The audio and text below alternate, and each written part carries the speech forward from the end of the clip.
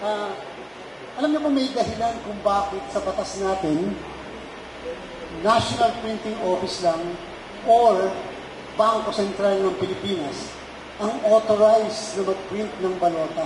Authorized mag-print ng balota. Maaaring may ibang printing companies na GOCC ang pamahalaan, pero minarapat ng batas na NPO lang o Bangko Sentral. Sapagkat kung paano natin pinapahalagahan ang seguridad ng pera na iniimprenta ng Bangko Sentral, ganyan pinapahalagahan ng Kongreso ang pag-imprenta ng balota natin. Kung mayroong pinaka-importanting dokumento sa isang halalan, saan man parte ng mundo, yan ay ang balota.